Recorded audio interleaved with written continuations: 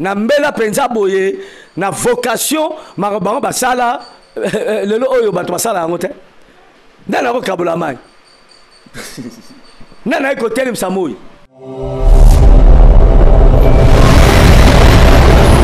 osala mikolo pona osala bino basala nzambe makasi ba miracle sike bimi ko sangsanga na bato wana ta osala bino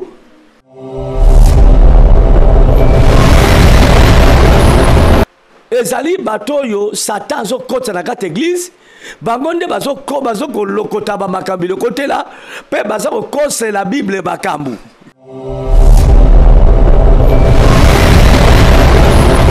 Non, je vais commencer un miracle que vous n'avez jamais expérimenté. Yes, papa. J'appelle ça miracle de réparation.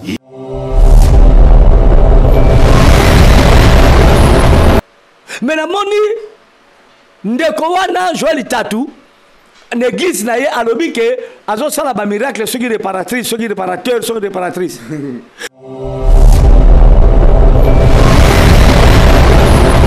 À la maison, vous avez machine à laver abîmée.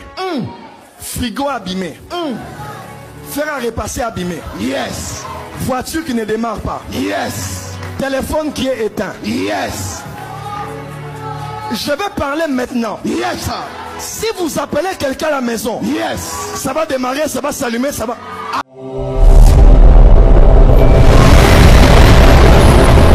Et ça mon akeza le kuta parce que procédure oya sali. Oh batone so bazala beloko kufa banini nzamba tinda biso pona ba matériel à mukilité.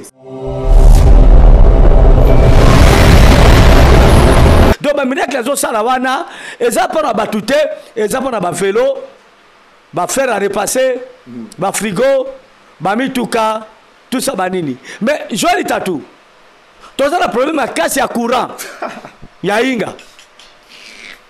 Oseki pour nini go? Là voilà, nautique hein. Tout ce qui est électronique est en train d'être réparé maintenant. Yes.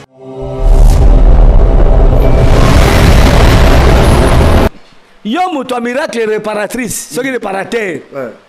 Ozala molimo ya nzambe wana kana yo o reparaka biloko. Toza awa inga e cause problème. Toza ba courant tozo toka wa likolo ko sanga ba courant. Francis Tatoué kende na inga. Chaka kande mo chaka bika ka plaka bra. Ba tribu nyonso tout ya inga ebongi. Aya on ne parle pas na zalaka. Ba mituka bato mingi ba Mercedes parce que parla baza ba spécial so bongisa ba Mercedes ya wana on est bato ba ba mbongo na bango ya kopesa ba mécanicien ya kaka ba moteur nyonso prier ale bongi ba pese bo frand na ba action de grâce ya ba ki ndiko na temple so ki na on temple una ya bongisa eza lukuta ya munene. On tient Afrique bon la motema. Donc tout d'abord procédure ya sali ezo bala na tena ba écriture ezo bala na tena tinda ya nkolo on mona kaza dans le faux aza sataniste.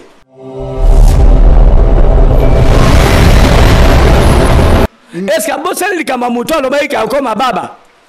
Papa vezozungi sisu. Abosani. Est-ce que muto la koma baba? Bala nzanga bunga bosani dans la mémoire papa. Abosani voilà. Et voilà.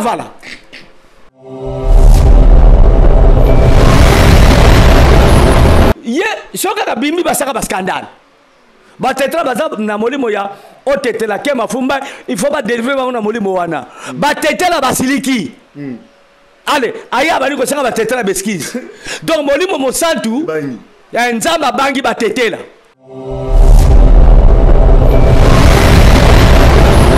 ye azom sabatu ba mega momo na ye mo ga zotina mundimi na ye ake somela ba mega. Pas na kotonsa ba mega na appareil na ite. En tout cas, ma commencé le kana mboko yo vraiment. Et obi c'est comme ça bat.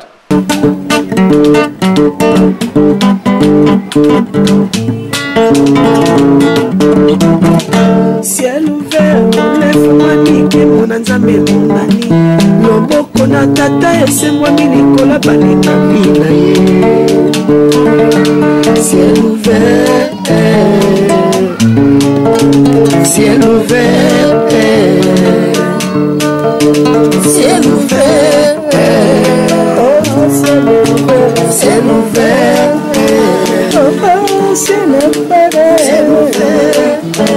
Ndeko landaka yango Ndeko talaka yango na Vincent Makeba.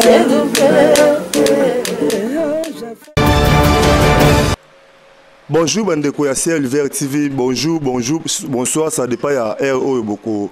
Landa émission Oyo Nzamba Pambola Bino, merci. Ndenge bozo continuer toujours ko s'abonner na CLVR TV, bo continuer ko s'abonner et bo partager ba émission nyon surtout to tia. Ata mon côté boza ko partager on so nga la partenaire à CLVR TV, partagera ba émission nous yoza ozo la édifier. Ba nego musu pe baza bazo monate, bazo yokate mais baza la pas édifier par rapport ya émission to ça Nzamba Pambola biso nyon surtout ba ndeko ya CLVR TV. Merci Lolo vraiment tous dans maman émission on a beau sanité dans ma caméra tous la ingénieur Caleb so tous les cas 565 na ba poste téléviseur na bino na ba TV na bino ils ont la grâce ya Caleb Makela ndem tous ben biso ba image Nzamba Pambola sans oublier Josué Liwanda na PC équipe technique nyo surtout ya CLVR TV o ba bundara pona bande ko bazala édifier Nzamba Lola Pambola pe topé ça mingi na mote pas ya patriarche Vincent Makela parce que yene mutabundaka fort pour tous les cas de émission pour bozala édifier na bandela kolobaka mingi yene mutabundaka ne to monde les karaboé ko kozwa ba tout vraiment en charge ko futa bango ko futa ba matériel vraiment et ça passe et on appelle ça vraiment ba mote pour na continuer toujours à les mater pour batebele ba ozala édifier na ba émission ils ont la grâce ya patriarche Vincent Makela Nzambe ya Lola apambola ezali DG CLVR TV sans oublier maman Bénédicte Makela Koloma Kosa bango pe bazana pona ko aider CLVR TV merci to continue maman na sujet na biso lelo to lobela ya émission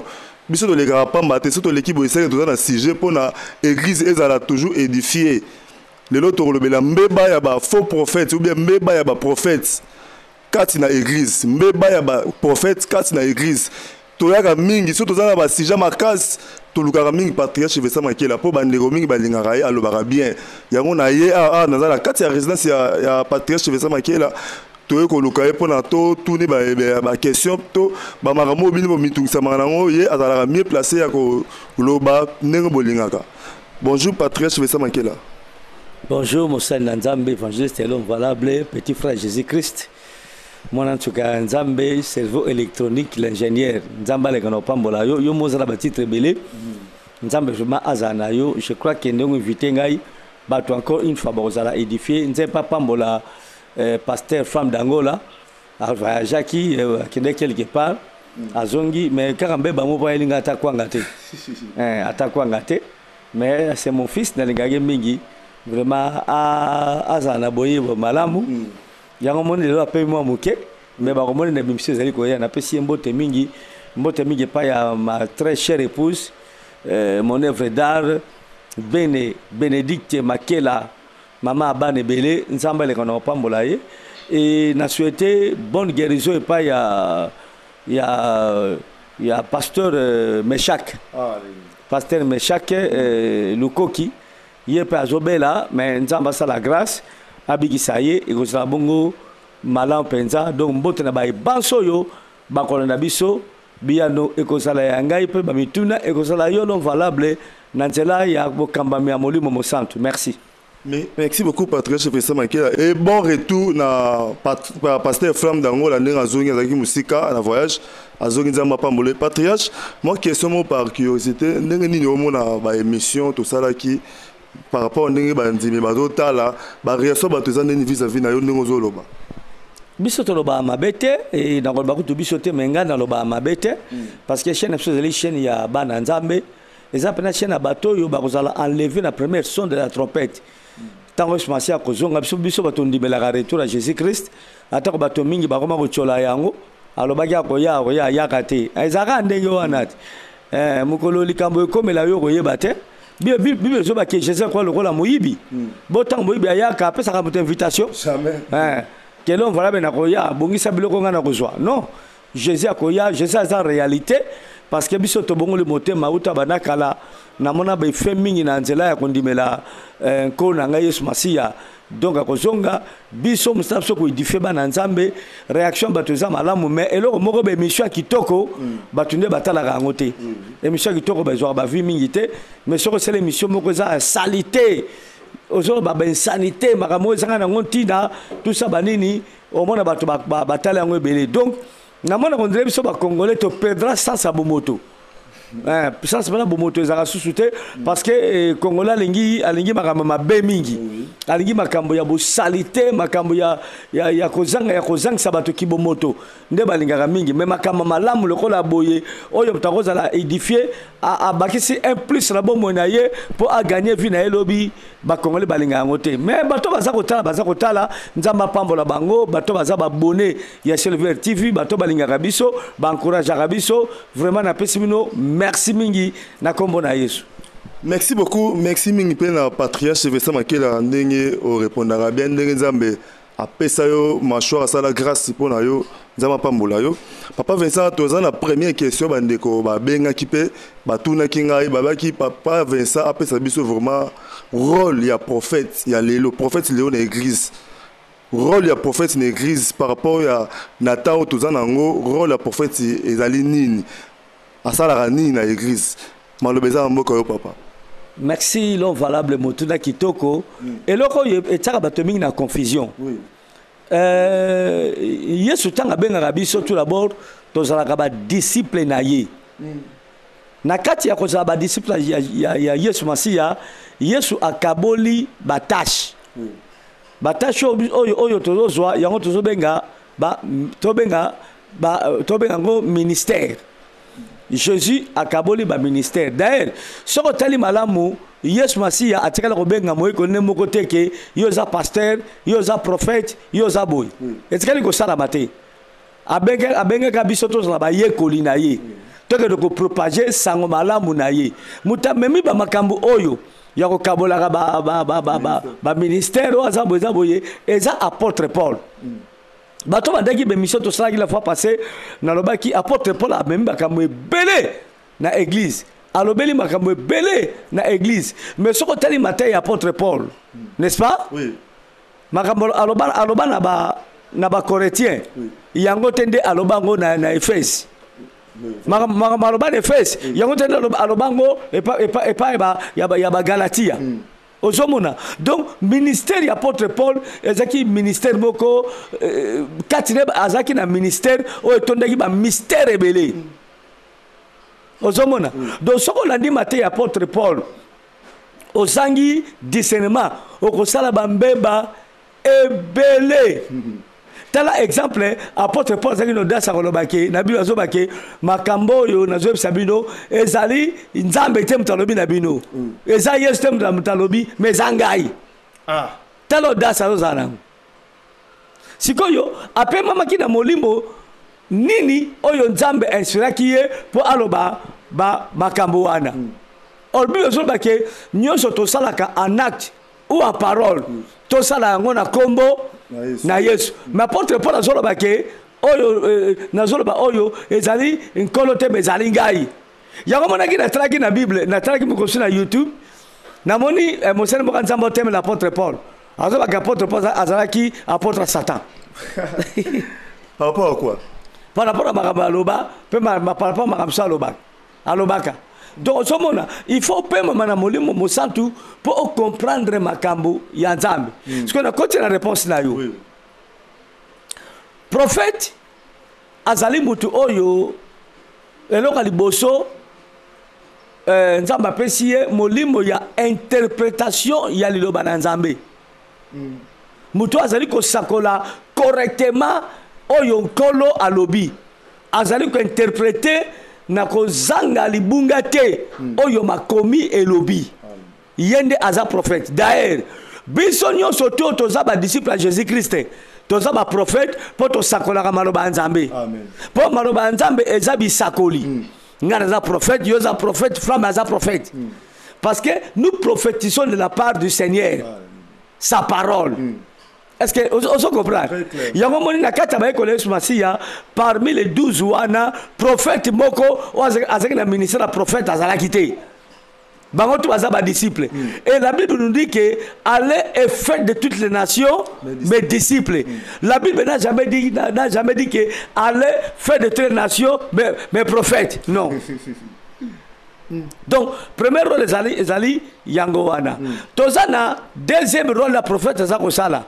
Prophète azali wana pour l'édification de l'église et des enfants de Dieu. Oui. Aza pour ko scandaliser batute mais pour la édification. Soka ko sakola akosakola makambo oyo ezali ko édifier batu.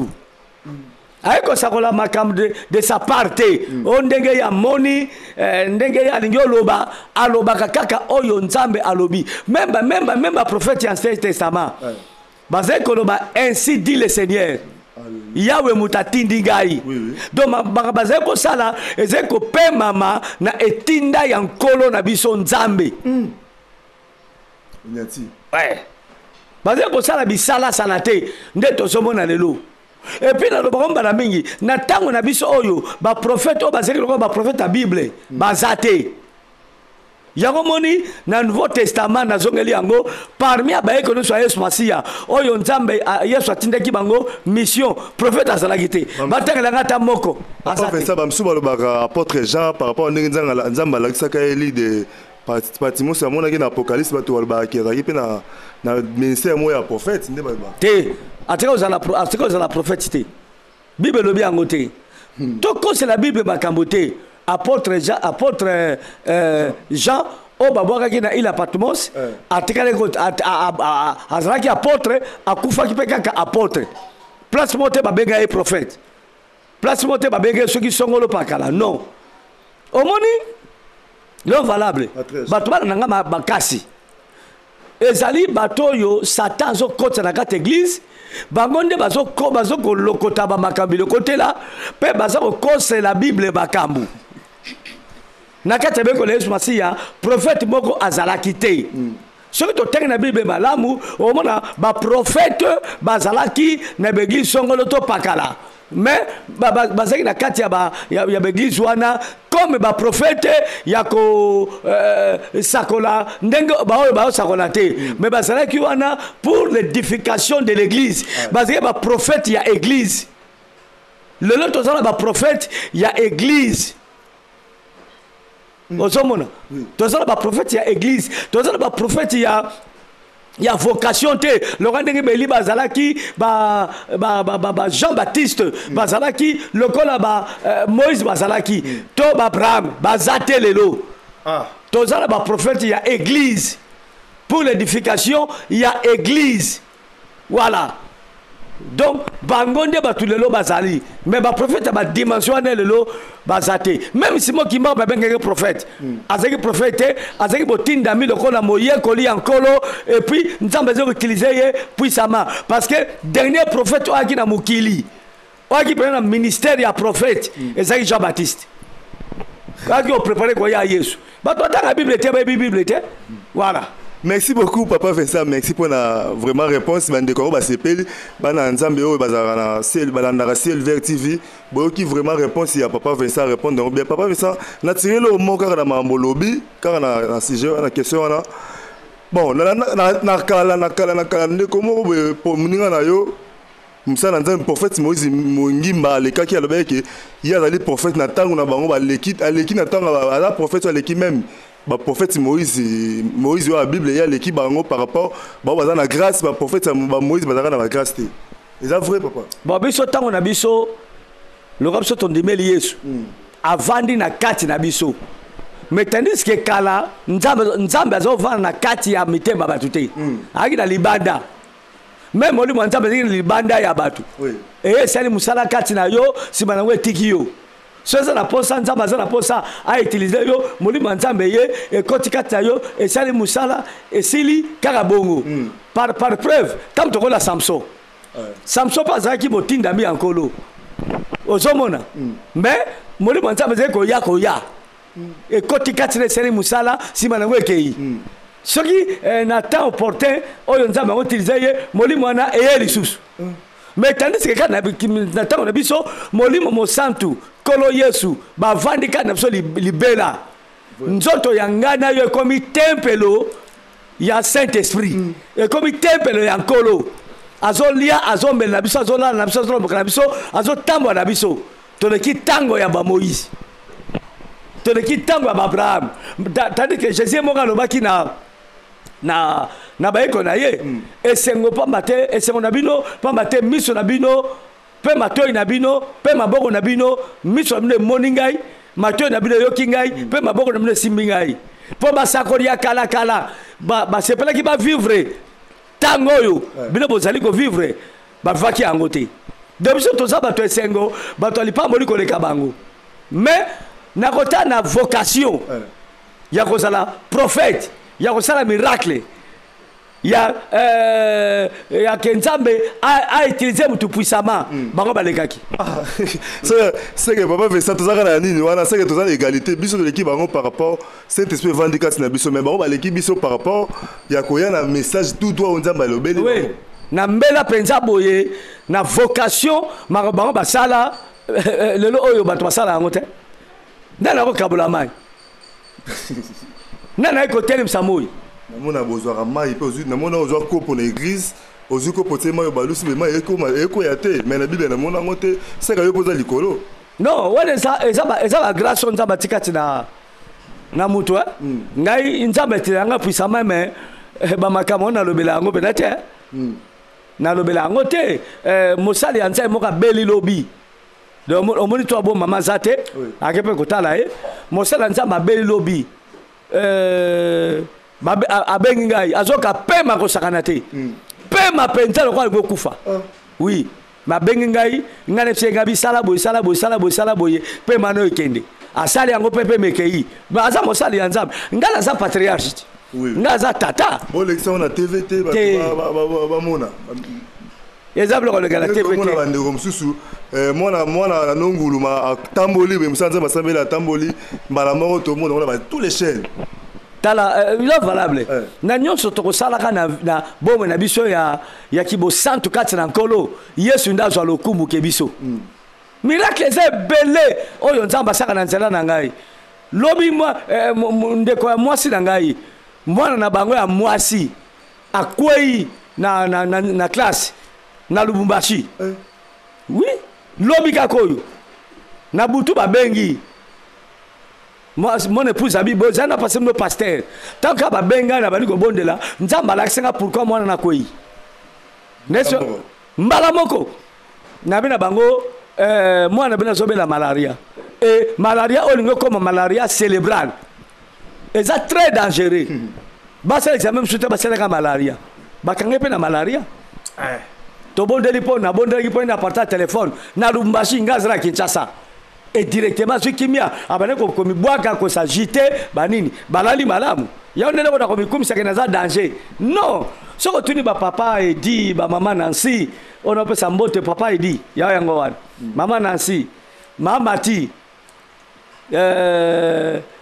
sœur Margot ya yango wana mwana na ngai na ba mama papa Anissé tuna bango point to yebana ka bazolo ndanga na YouTube bazai kwa nanga na ba YouTube bazai na ba problème na kata libota na bango ngaza na kisasa menaza ko yebisa bango makambo oyo echengeli basala makambo ezoleka bango baza na France boto la mama tako sabino c'est le patriarche to benga ora prophète comme maman prophète ngai se bela bobenga ka ta frère frère Vincent parce que misala prophète yango wana zali tabisi ya lotombo oyo Nzambe apesi ngai toyiko betaka nango tolo te ezaka litabisa pamba est-ce que lelo soki osoma nguba okobeta tolo na nguba yo sombi tokobeta tolo na litabiso bateli yo na nguba oyo na monta oyo na mbongo napesaki ya nguba nga nabetaka tolo je suis converti nazali mwana ya Nzambe Yesu Masiya gravement converti lavé par le sang de l'agneau Jésus vandi kati na ngai badona obeta nango tolo te parce que Bible dit que makabo Nzambe atika na bato eza trompeuse et ko ça rappelle parce que même ataba sataniste basa après miracle toko tranka la mingité ba faux prophète basa ba miracle moko ba songer na betaka tolo kati na nkolo mais na ba don Nzambe apesanga te ce qui pona ba don na yebité tout le papa il dit ba na ndeko na banga mwasi kitoko gravement malade pene na liwa ba une église razoté na ngai kuna betie kara tango na kiti na simbika kaye pas même 3 minutes na kami ko loko poser une église ndeko na biki sur les champs azongi normal papa dia bandi ko sani Olela. ah bandi olela et c'est le gars qui a bandi olela mais papa dia za mosa nzamba évangéliste il a pleuré sérieusement n'a besoin de la nini ay papa na zone la sengo nzamba kumisama parce que nzamba pesa papa rokola yo voilà. Merci beaucoup papa Vincent to ça ina nous clôturer notre partie wana toujours dans la sujet na biso principal les alliés mbeba ya ba faux prophètes kasi na église papa Vincent yo zali vieux routier vraiment na misala ya Nzambe ozomona omoni ba kobongo na mitema ba pasteur ebele ba prophète ebele oleki na ba étape ebele ya basala Nzambe pe ya église lelo par rapport ya to lobela mbeba ya ba faux prophètes de kasi na église. Vraiment, pourquoi bah acte ya makasi au dans l'église? Papa fait ça pour répondre à biso. Bah acte makasi to bah acte mabe. Bah acte mabe mingi to zomo dans l'église ba prophète to zomo na ba ça la makam prophète on peut ça ba besakoli moko boya lo ba makamo boye o même na Bible exacte o ezali vraiment ezo correspondre na kana bonzambe. Pourquoi papa fait ça? Na pesa mbote pa ya iget simao. Ma fille chérie na simotema nzamba pambola yo oyebikela linga ko mingi. Yo polinga papa na yo mingi nzamba pambola igeti mao encore une fois nzamba pambola yo sans oublier Mimito Madouda ma fille Mimito Madouda namba de papa yava pourquoi pas na pesa mbote mingi pas frère Lievin avant de répondre yo frère Lievin yo yango ana yo pe moi nga motema na moso mama Gigi nzamba pambola bino et sans oublier moi nga na bota Esther Mabengi le diamant noir Esther Mabengi le diamant noir. To pesi mbote mingi mwana nga zabong na Angleterre namba no papa Yves. Nzambe aleka na kopambola bino et sans oublier mon fils Flori na France. Oui. Oui bien hein? Oui bien. Nzambe aleka na kopambola yi. Alors tout d'abord ezali pona kolakisa ke Yesu akosaka te. Bisakoli ya Yesu Masiya ezali iyope ezali amena. Yango zomo la faux prophète wana ezato pona kupona kwa accomplir liloba na Nzambe po Bible bi ke soki bomoni bato ango po to lobela ko pe mingi boye ba ke ko ya Yesu Masiya e komi pene bako ya bako sala me ba miracle ba chose même capable ko lobana ba ko kitsa même moi atambu na sala ngote e kitape mo ekiti me ba sa yangate Mosali ya Nzambe a scandalisaka batu te nazo répondre ango naza ko répéter excuse nazo répéter balebele Mosali ya Nzambe a scandalisaka batu te Mosali ya Nzambe azana pona ko édifier ba peuple ya Nzambe ba peuple ya Nzambe zonga na nzela affermir bango ba prophète tozomona oyo ce ne sont pas des prophètes de Dieu baza basali ya satana baza kwa pona kokanga bato mingi nzela o bango mona Nzambe ba mona Nzambe te pe ba pekisa bato nzela kolanda Nzambe ba kosala ba fo ba miracle po ba miracle wana ebungisa batu emema batu na lobi côté miracle ya mosala Nzamba solo emema kamutu na repentance tala ba no so Yesu Masiya abigisaki omona babie mona balandi Yesu bandi ko salela ye tala bato mingi o ba Pierre babigisaki même mokakatali oyo ba Pierre babigisaki na mokanda acte 3 si makotambola ala bandi ko sauter abandi ko kumisa Nzambe à côté na ba Pierre ensemble na temple mbe ba miracle ya batoyo ezoma bato nulle part bato zobongo la mitema te na sina mona prophète waka lobi ke azo abondeli pona mona mwasi moko boye ba fesse ya minene sima ba fesse kwa minene pa sala nango ni kinumba yo moko pesa réponse ozo mona ba faux oui et puis azo ba pe na ndenge na terme moko ya tellement ça bêtiseur azo ba bêtise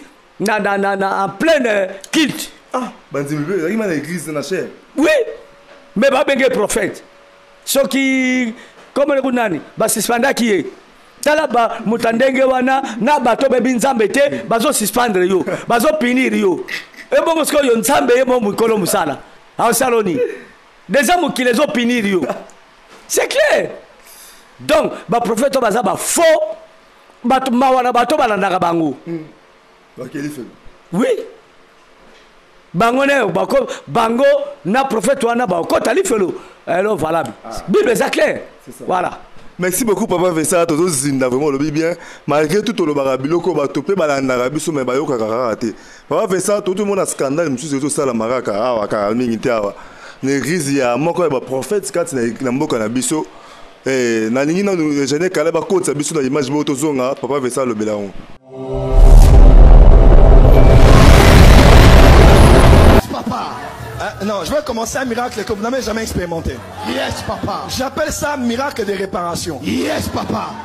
Miracle de réparation. Avance, prophète. Donc moi je vais parler. À la maison, vous avez machine à laver abîmée. Frigo abîmé. Fer à repasser abîmé. Yes. Voiture qui ne démarre pas. Yes. Téléphone qui est éteint. Yes. Je vais parler maintenant. Yes, sir. Si vous appelez quelqu'un à la maison, Yes. ça va démarrer, ça va s'allumer, ça va... Avance, prophète. Frère, on appelle ça la démonstration. Yes. Oh, prophète, comment tu peux programmer un miracle? Papa, Dieu a donné à des hommes les dons d'opérer les miracles. Amen. Vous savez, hein, les gens qui voient des miracles par hasard ne connaissent pas la formule. Ils ne savent pas reproduire parce qu'ils ne connaissent pas par comment ça se passe. Là, je suis dans le don de foi. Mon esprit est déjà... Vous me connaissez ici, non? Yes. Moi, je peux même dire ici, là, demandez les miracles que vous voulez voir. Vous allez voir ça. Mais oui. Le pasteur Jonathan est là. Sa femme était à un culte où j'étais.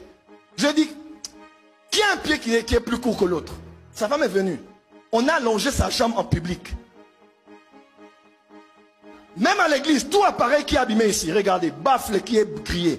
Même les baffles là, maintenant, il y a un miracle qui va se passer. Avance, prophète. Écoutez-moi, je vous démontre que la puissance de Dieu n'a pas de limite. Yes. Avance, homme de Dieu. La nourriture au temps d'Élisée était empoisonnée. Élisée a dit, donnez-moi la farine. Il a mis la farine, la nourriture a été assainie. Je peux parler sur les baffles sont réparés. Amen. On peut parler sur... Oh, dis amen bien. Amen. Qui a quel appareil? Vous avez quel appareil à la maison? Faire à repasser dans l'atelier. Qui est abîmé? Ok, quoi encore? Quoi? Micro-ondes, quoi? Quoi? Ordinateur. Congélateur, ok. Quoi encore? Les baffles ont grillé. Et quelqu'un dit, oh, est-ce que c'est important? Papa, dimanche prochain, je vais vous expliquer comment la puissance de Dieu travaille. Amen. Qui a la foi ici? Yes. Qui a la foi ici? Qui a la foi ici? Il y a même quelqu'un qui m'a dit, oh prophète Joël, j'ai entendu le pasteur Marcelo Tounassi qui a dit, il n'y avait pas d'eau, il a prié, l'eau est sortie. Tu dis, mais c'est ça les prodiges? L'eau venait d'où? Papa, il faut croire. Il faut croire, il faut croire. Rien n'est impossible à Dieu. Rien. Dieu peut tout sauf rien. Job a dit, je reconnais que tu peux tout. Qui a amené sa voiture dehors ici? Avance, prophète. Ça commence déjà, papa. Hein? En ligne, ça commence déjà. Ça commence. Les témoignages commencent déjà, papa. Ça commence. Il y a déjà des témoignages en ligne. Ça commence? Yes, papa. Écoutez-moi. Pendant que je parle déjà là, Yes. il y a des anges qui vont travailler. Amen. Tout ce mois de septembre, Yes. on va aller de signes, prodiges, miracles. Amen. Signes, prodiges, miracles. Signes, prodiges, miracles. Signes, prodiges, miracles. Tout ce qui est électronique est en train d'être réparé maintenant. Yes. Un homme qui s'appelait Saint Patrick en Irlande. Il était sur son cheval est tombé, son cheval est mort. Il dit, ah, mon cheval, tu es mort pourquoi? Il a imposé la main, le cheval est ressuscité. Dis à ton voisin, power. Power.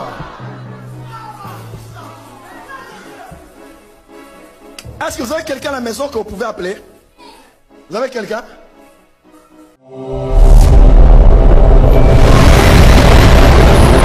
Merci beaucoup, ingénieur Caleb.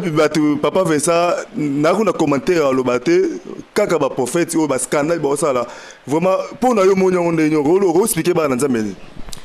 Je crois que l'image de Tiwana n'a pas scandalisé. Je crois qu'il faut toujours le fameux Tatou, ce qui nani Joël Frassi Tatou. Le Kiwana nazo kele mawa mingi. Ata baluka ba base. Ata baluka kosa ba miracle yango. Tout d'abord, ba miracle oyo nzamba sala kat na bomo ya basali na ye. Ezalaka po ekotala ba TV to ezalaka po na bato. Miracle trop bon nzamba sala na bomo ya biso basali na ye ezali po na batu. Mutu mususu nzamba pona, mutu mususu nzambe a benga, mais lokola tango ne kokaki te, diable a comme si nzoto mutu wana instrument na ye. Abani ko utiliser ye, a posséder ye. Sikoyo mosali ya nzambe akoya, nzambe ako inspirer ye, abona pona mutu wana soit azala délivré, soit azala guéri. Et salama pona batu. Mais na moni ndeko wana Joël Tatou l'église na ye alobi ke azo sala ba miracle soki réparatrice soki réparateur soki réparatrice donc ba miracle azo sala wana eza pona batute eza pona ba vélo ba fer à repasser ba frigo ba mituka tout ça banini mais Joël Tatou toza la problème à casse ya courant ya inga oseki po nini go non voilà nautique hein papa de ça.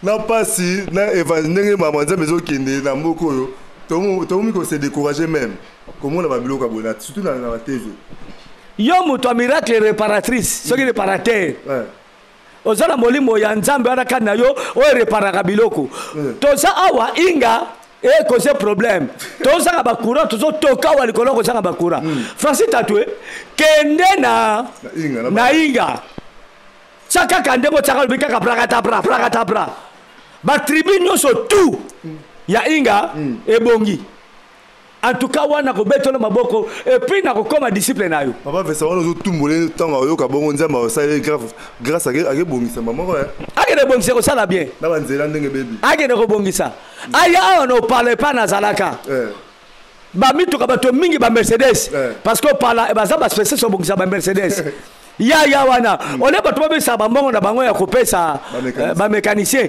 ya kaka ba moteur nyoso prier ale bongi ba pese bo frand na ba action de grâce ya ba ki ndiko na temple so ki na on temple una ya bongi eza lokuta ya munene eloko mo salama kité obi ke bango baza ba roi ya ba mankiona est-ce que boseli likama muto aloba ka ko mababa papa vezo zongisi abosani zongisi sous est-ce que mutala ko mababa bala nzambe bunga bosana dans la mémoire papa abosani evala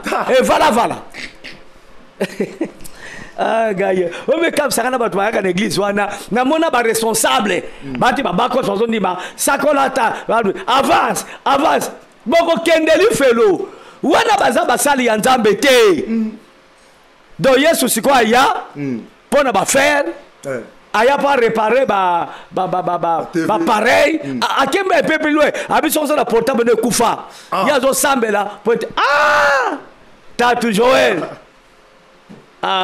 moto na lokuta ngala za pareil na nini moke kufa kyao na otina mta memela ya bonda pona ngwebika otina ta ingénieur kala ba akene kuna asimbela ngai nini nga pembe wana nini techno téléphone a pembe wana noka superstar soka ekufi na bengi Joël tozuna stabilisateur na biso na za 3 stabilisateur ko tegima yao eza 3 logo makasiko eza 3 na bon sango soute ya zali nzamba osana mikolo pona osala bino basala nzambe makasi ba miracle sikebimi ko sanga na bato wana ta osala bino yango moni molimo nzambe kana ngana sepela te ko sanga na bato wana te wana baza ya nzambe te ko sanga na bango te ezo mona kenza lokuta parce que procédure oya sali bato nyonso bazala biloko ekufa banini nzambe atinda biso mpona ba matériel ya mokili te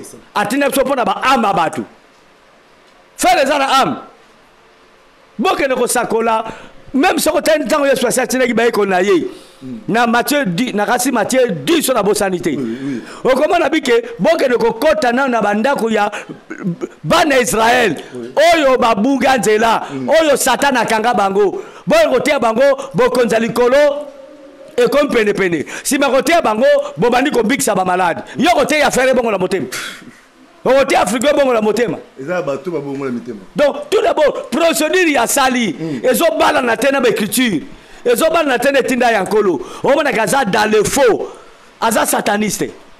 Voilà. Merci beaucoup papa. D'abord c'est papa, c'est que nzambo sala mikolo to mona pe ba mikolo tele ka prophète moko ba prophète pe no besoin que ça ba méga na téléphone. Hein, aux a méga nous a na téléphone à 100 000 pour nous prophétiser téléphone au comme na 1000 mégas, c'est que ba on surtout nzambo sala ba on mamne ne on a ba. Eza lokuta. Ye azom sabatu ba méga. Maman na ye mo azoti na mundibi na ye ake somele ba méga. Pana ko tonsa ba méga na appareil na ite. En tout cas, ma commencé le canamboko vraiment. Et c'est comme ça bat. Il y a zo pesa batu ba méga. Mais il y a mo kazoti na susu mundimi na ye asombele méga. Quelle confusion. On azoti o banzimi bazo zo wana za uita na lola. Mais aye peut-être ozo maman na téléphone. So ki nzamba ngo pesa bato biloko. Hein? Akobana pa mosena yiti. Oui oui. Oui. Ngai période na zakina na eloko moko te na vie. Mbongo te, mwasi te, ndaku te, kiti te, tout simplement ndengo wana. Na zakina bana bazakina na vie bazaki plus avancé que ngai. Oui oui. Ozomona parce que poko na zeko la na se. Mutukuta memele ngai nini carton ala elaka père sonam ezaki bongo frère Masisa. Eh. Oui. Okete après on a suna na se. Oui. Na lexa ba mama wana ozo bela kote eloko ko lieza te ozola na se aokelinga mawa azulinga karto na bani kolala mais nzamba zeko esirenga kya ko pambola ngai na koma na vie moko vraiment équilibré na sala moyo oyo pona sala malamu ndaza la personne tatali oboye habité muto quand même azaka mepe moi azape moi mutu ata mwana nzambe. Oui. Et ça quand on a nzambe te mais na vie na ye azala vie moko stable. Nzamba bandi ko pambola ngai même atam top 5 carton. Titanga kufi. Bon c'est ça qui vantage te mais ça témoignage na ba matériel boye. Ake ko telema na ngate. Ti est arrivé que na ko kabele même ata dinana frigo, premier frigo ya vie na ya zwa na vie na ye. Ngam na pesa yango. Alléluia. Mais ya 5 carton ya ko lalela. Ozomona donc nzambe abada ko pambola na luboso li pambole bana na mutu ya alona ekiti na bandefu na tina makolo. Voilà biso to saba ngangate po ote ya mutu prospérité yomoko ozana ngote ote ya mutu lobiko yomoko bikate ote ya mutu kokende liboso yomo kenda liboso te o kangola batu yomoko kangola mate nzamba banda ka liboso na basena ye même Moïse avant que quand la bana ya Israël nzamba kangola kiye mbalebele na ba façon moko mystérieux bana bazobota en Égypte bazoma bana ba mibali nyonso mais Moïse wa boma ete Alléluia.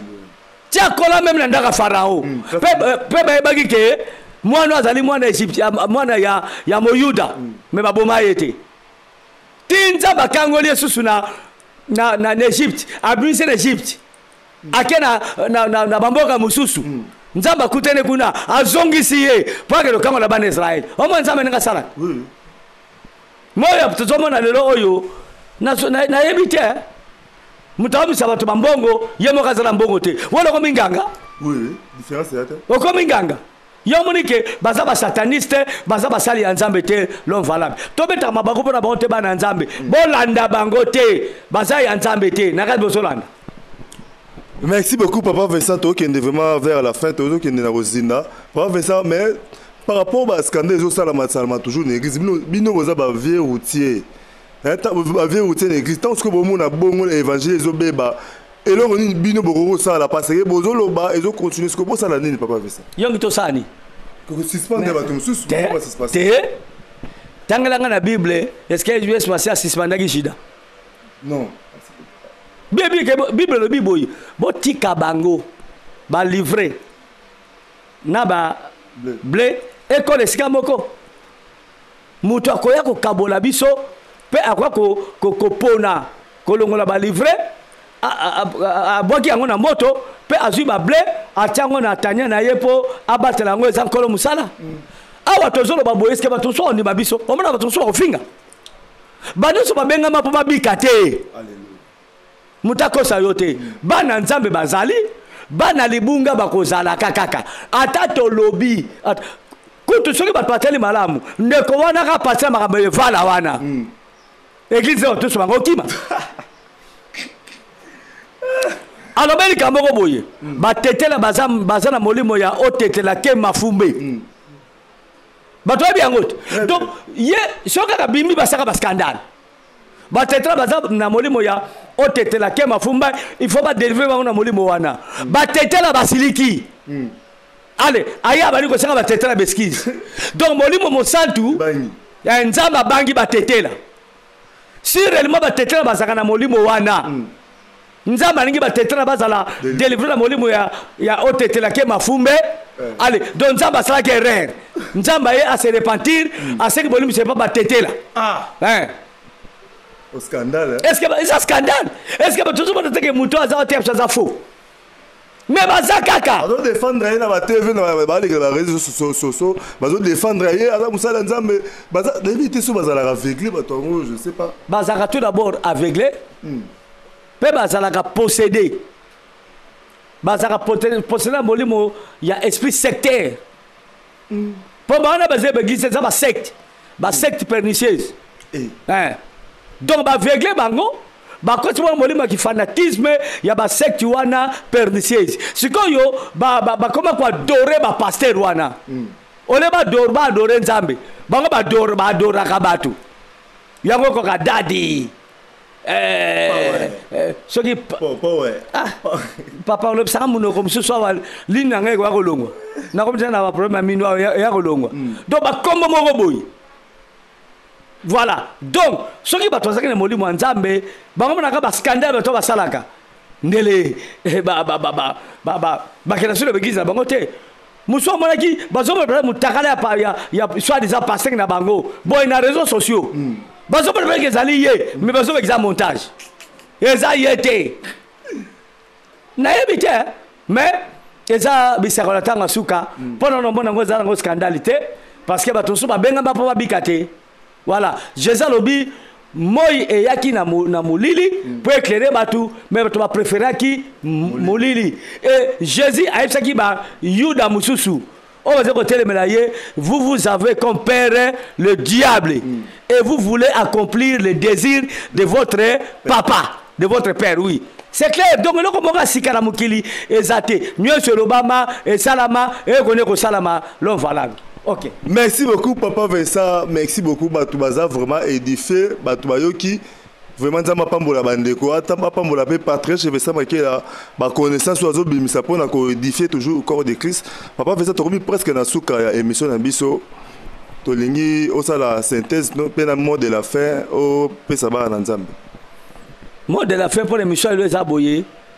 Bible le Bible landa bangote parce que plusieurs viendront à mon nom. Bakwara kombo na ngai bakote ya pe ngai Christ bakote ya Satan te bakote ya ngai Christ margem ba mikolo mingi bazote ya abracadabra na l'église la bango toujours batuana mais bazo bakeza eza ba incantation mais batozo kende kaka mingi bakwara kombo na ngai bakosakola ngana za Christ bakosala miracle mais bakobungisa bato ebele.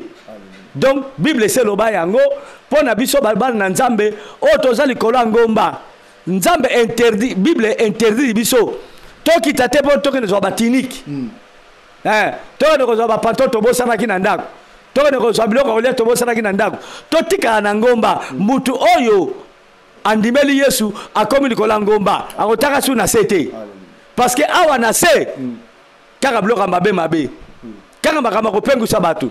Mais ngomba tozomo na Yesu Masia oya bakamaki na nzela croix nde biso tobiki sabi OK biso tozali kola ngomba na Jésus pe tozotala lola tozala ba sindi ton Pe tozozwa mayele po to koya te na bambeba oyo bana nzambe bongo nasi motema pona bino nzamba pambola bino bokangama na Yesu me bokangama na batute okobika. Voilà. Merci. La salutation dans le numéro de téléphone. Salutation na pesi mbote mingi pa ya nzeze Espérance makela babenga BDS nzamba pambola siskale motema na mwasi na ye mama Brigitte nzamba pambola yo na pamboli grand prêtre Mangobo prêtre ba comédien nzamba pambola yo na mana mwasi mama Fatou na pamboli basé belé hein? Oui. Na pamboli Gabi Eyamba Coco Ping Pong mon fils artiste to soane mikolo moi mingi nzamba pambola yo sala bena malamu grand comédien nzamba pambola yo na mwasi na yo et na pamboli mwana ngai frère David nzamba pambolo na mwasi na yo Ser Yuyu na pamboli Jonathan Manzila nzamba zala na yo na pamboli encore Igeti Mau ma fille chérie na Simotema nzamba zala na yo vraiment abatela peso kimia pebo moimolai et na pamboli Ser Anita Patricia en Angleterre,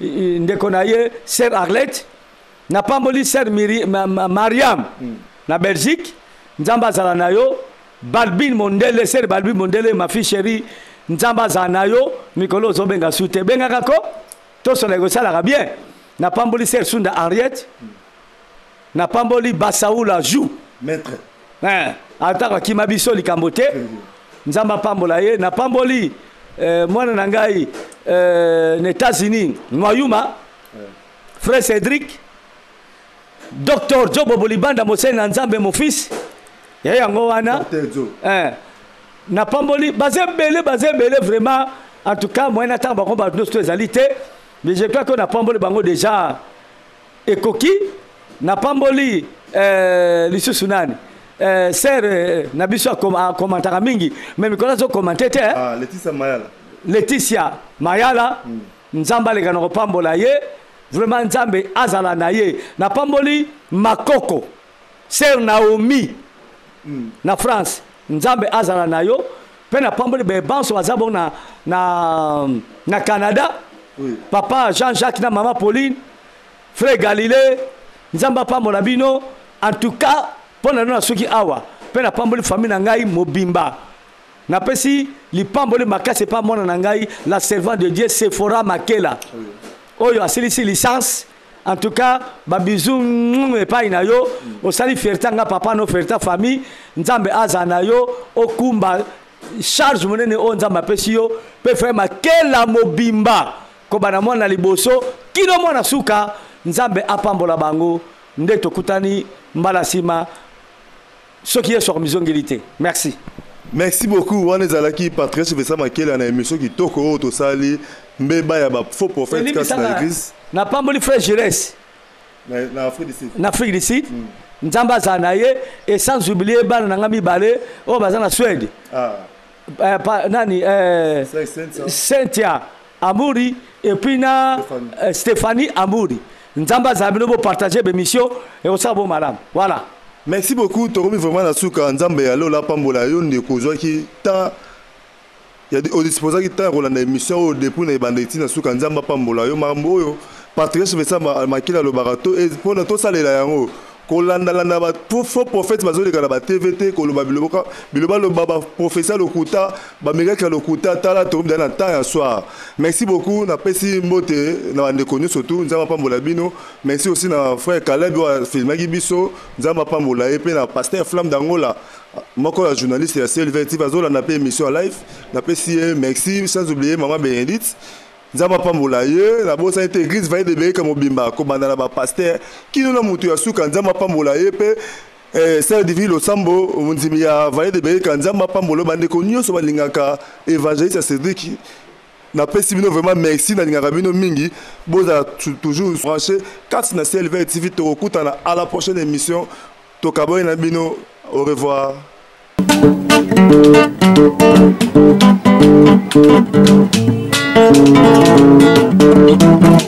Ciel ouvert, lève-moi. mona nzambe monani loboko na tata esemwami likolo balingami na ye ciel ouvert ciel ouvert ciel ouvert